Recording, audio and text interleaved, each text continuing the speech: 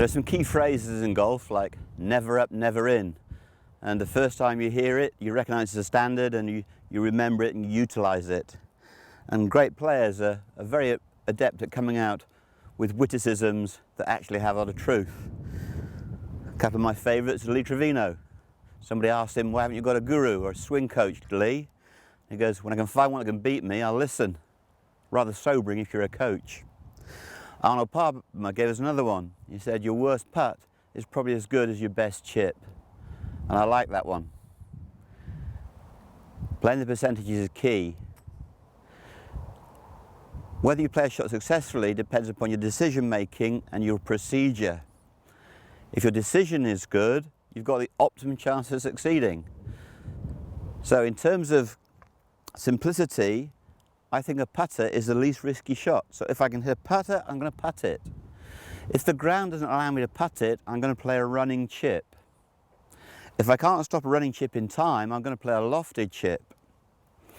If it's too far for a lofted chip, I'm going to change clubs or start to pitch. When I start to pitch, I'm introducing wrist hinge, which is more volatile. So in terms of percentages, putting must be the easiest, low running shot second easiest, lofted chips next, and last of all, most difficult, the high chip that becomes a pitch. Remembering that chipping is based upon the putting action and it's non-risty. So, I'm going to go to the first basket with my putter and roll the ball to my target across the broken ground. You can see that the putter is very good at keeping the ball low and setting it in straight lines. I'm now going to putt to the basket on the Poulter Plateau.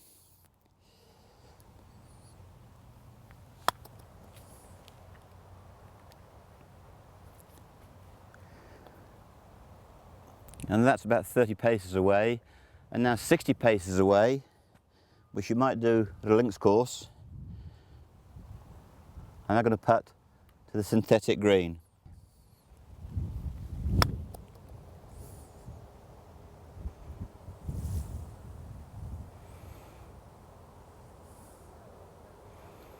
That last shot was a really nice example of what the human body can cope with.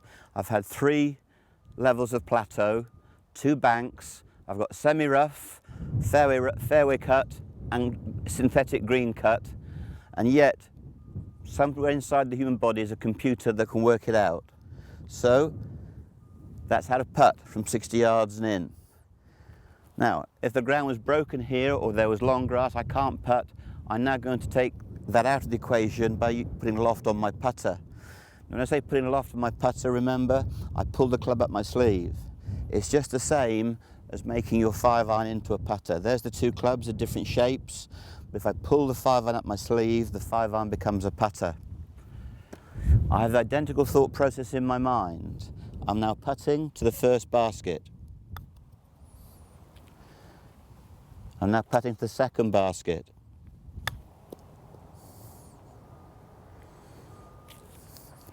And then lastly, a 5-iron chip and run to the flag that's 60 yards away.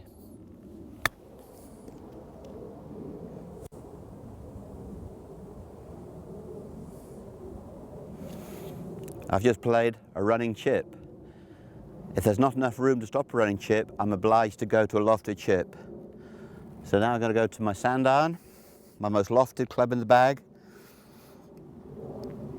and I'm going to putt to the first basket.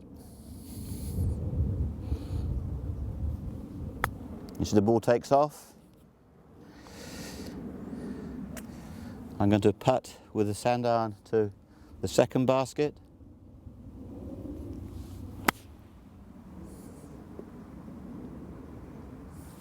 And lastly, my most lofted putt of the sand wedge to the flag on the synthetic green.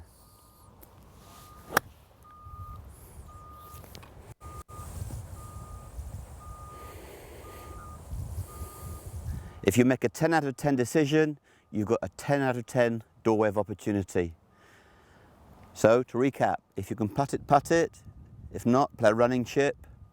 If you can't stop a running chip, play a lofted chip. If it's too far for a lofted chip, take more club or start to pitch.